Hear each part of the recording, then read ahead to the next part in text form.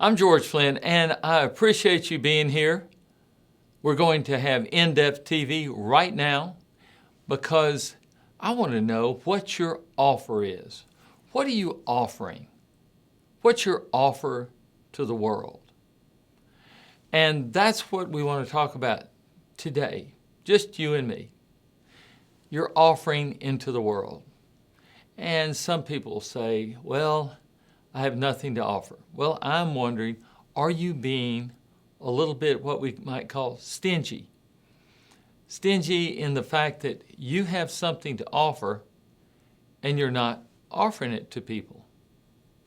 Like if you're on a camping trip and someone has a headache and you happen to have some pain reliever, aspirin or Tylenol or some kind of pain reliever, and you have it, and they have a need, and you don't offer it. That's being stingy. That's being selfish. So I'm saying you have an offer to the world that you might not even know about. And that's what I'm going to help us, you and me, we're going to uncover that offer. So that talent, that idea, that thing that you have that's unique. And we're going to encourage you to offer this to the world.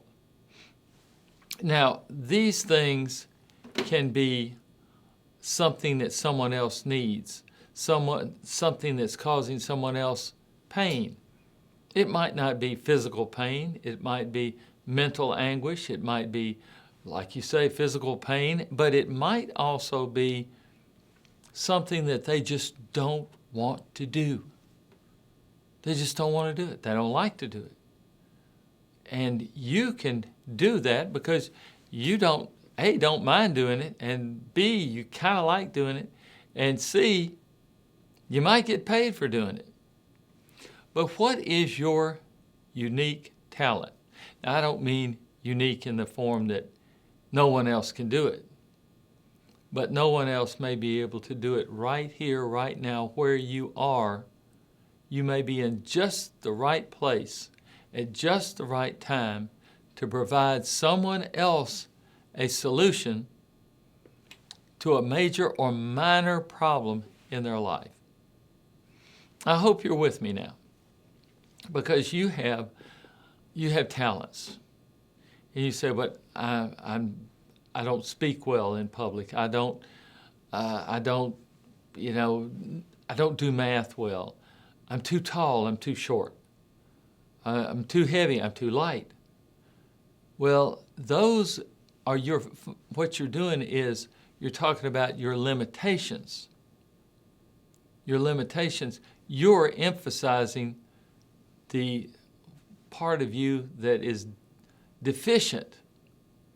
And I'm wondering, are you emphasizing that part of you that says, I'm too this to do that?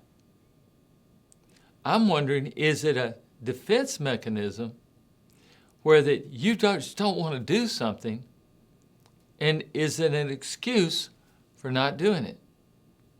And yet you say, I don't have a job, or I don't have any thing to do in my spare time. I'm saying, if you have a job and you want to give away something, there are people out there in need. And you can fulfill that need, and you can be more self-satisfied, and you may even make money doing it. Because, all money is an exchange of your services or your goods for someone else's money.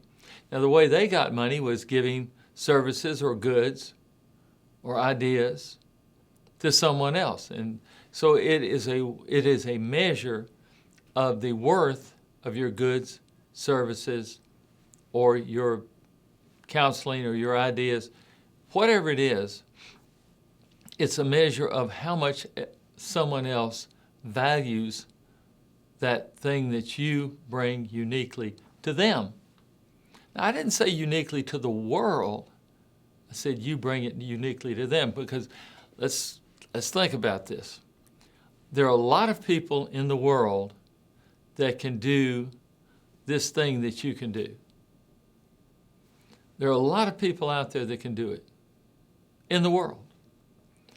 But there are not enough people in the world to do it right here in your sphere of influence, your social group, your church group, your group of friends, your group of people that don't even know you can do this. There are a lot of people. And so when you find those people that need your help, all you've got to do is make it known. Make it known. And you say, well, what can I do? I tell you what, let's have an example. Dog walking. You know, a lot of people have dogs, and a lot of people are busy, are really busy, and don't have time to walk their dogs properly, and don't have time to let their dogs get out and have exercise. Now you kind of like being outside. You kind of like animals. You like dogs. You like cats, whatever kind of animal it is. And you like a little bit of exercise. So you could do that dog walking for them.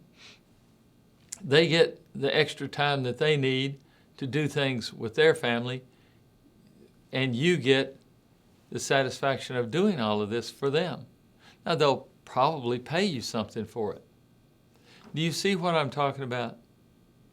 You're there. There are hundreds of thousands of dog walkers out there, but nobody on your block is fulfilling that need.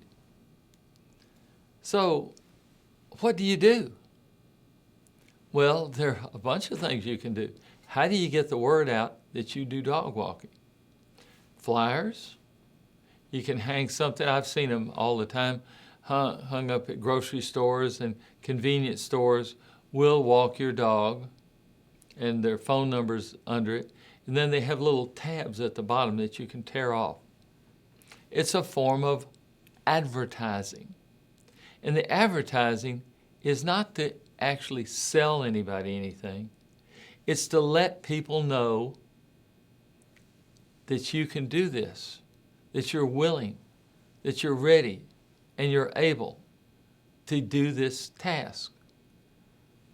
So it's a form of informing people, informing others of how to get in contact with you. These days, it's done sometimes on Facebook. Sometimes it's done on other social media, Twitter, Twitch, all the different medias.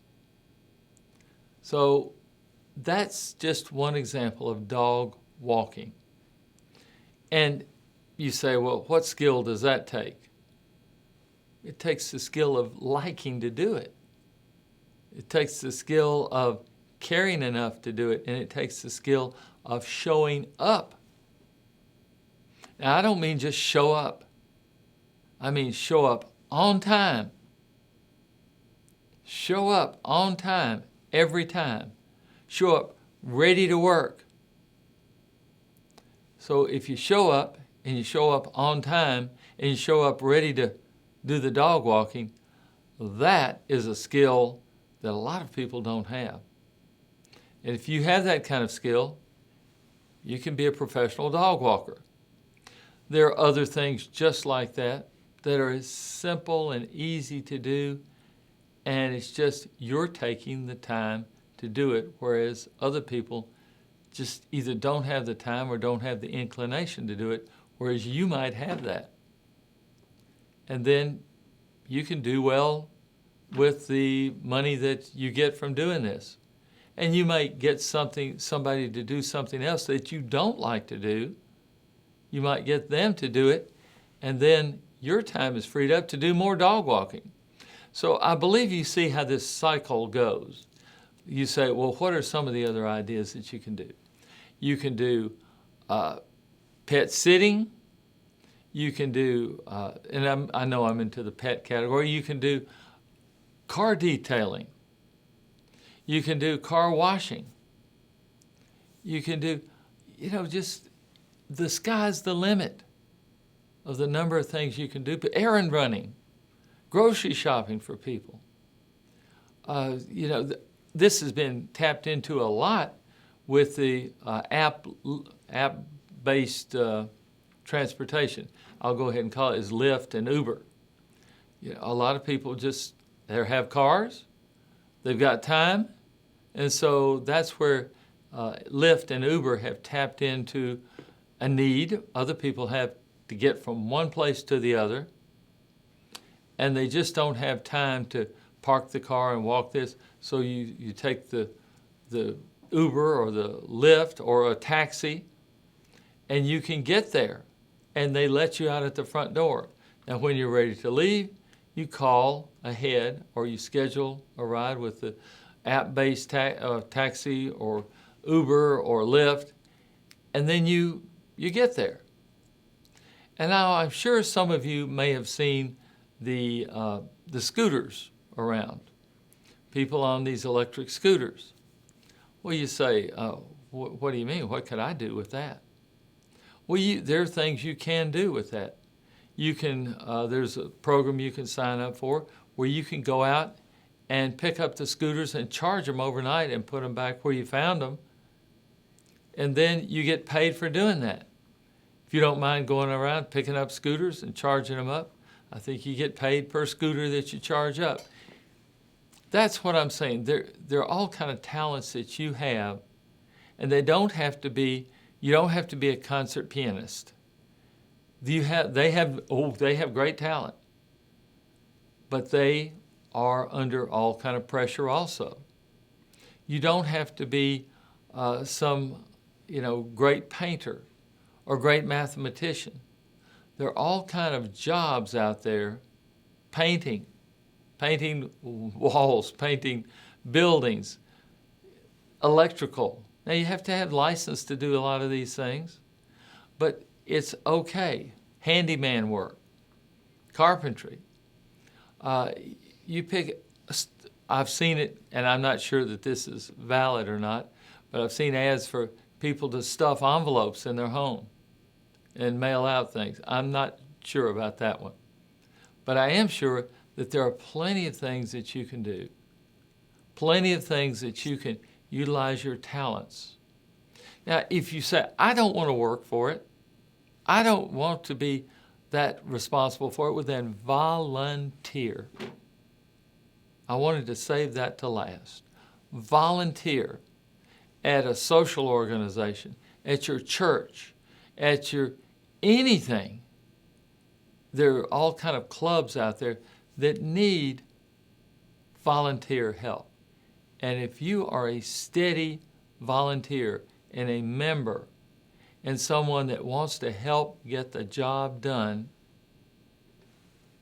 you've got plenty of opportunity. And people that say, I'm bored, I just don't know what to do. Well, there's plenty of things to do. All kind of things to do.